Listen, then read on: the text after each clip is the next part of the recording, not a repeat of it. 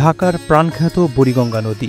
এই নদীতেই প্রতিনিয়ত চলাচল করে শত শত নৌকা, আর বয়ে চলা এই নৌকাগুলোর সাথে জড়িয়ে আছে শত মানুষের জীবন জীবিকা, যাদের সংসার চলে বুড়িগঙ্গা পাড়ে কাঠের নৌকা মেরামত করে।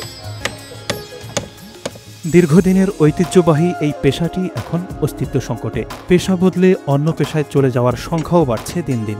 বুড়িগঙ্গায় নৌকা চলাচল তো বন্ধ হয়নি, তবে কেন এই সংকট? বদলেছে সময়, বদলেছে চিত্রপট। সময়ের সাথে সাথে হারিয়ে যাচ্ছে কাঠের নৌকা, স্থান দখল করে নিয়েছে স্টিলের নৌকা। এতেই হুমকির মুখে পড়েছে কাঠের নৌকার কারিগররা। এই গুদারাঘাট থেকে ওয়াশঘাট যাইতে নর্মালে 15 মিনিট লাগে নৌকায়, ট্রলারে গেলে মাত্র 3 মিনিট 2 মিনিট লাগে। যেরকম কালবৈশাখী ঝড় ছাড়লে নৌকা চালাইতে পারে না, তখন আবার ট্রলার লাগে। কারণ ঝড় ছাড়ছে তখন এই ছোট রিস্কে নৌকায় পোল্ট্রি খেয়ে যায়, তখন আবার ট্রলার দরকার আসে। প্রায় 2 যুগের বেশি সময় ধরে নাগরমহল ঘাট এলাকায় বুড়িগঙ্গা নদীর তীরে নৌকা মেরামতের কাজ করেন দীন ইসলাম।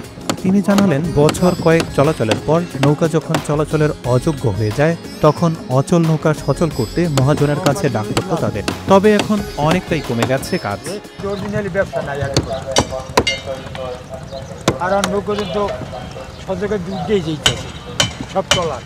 জানা যায়, জিঞ্জিরা বাজার ঘাট থেকে চরকালীগঞ্জ ঘাট পর্যন্ত এ কাজে অর্ধশত কারিগর রয়েছে। আগে কাজের চাপ বেশি ছিল, কারিগরের সংখ্যাও বেশি ছিল। বর্তমানে কাজ কমে যাওয়ার কারণে অনেক কারিগর এ পেশা বদলে অন্য পেশায় চলে গেছে। ছোট নৌকার জন্য প্রতিদিন 1000 টাকা এবং ইঞ্জিন চালিত বড় নৌকা মেরামতের জন্য দক্ষতা বুঝে প্রতিদিন 1200 টাকা পর্যন্ত মজুরি নেন কারিগররা। সম্প্রতি বুড়িগঙ্গার অতিরিক্ত দূষণ ও এসব ছোট নৌকায় দুর্ঘটনার কারণে ইঞ্জিন চালিত ট্রলারের সংখ্যা বেড়ে গেছে। কাঠের নৌকার চেয়ে স্টিলের নৌকাকে যাত্রীরা নিরাপদ মনে করেন, ফলে কাঠের নৌকার ব্যবহার ক্রমশ কমে যাচ্ছে।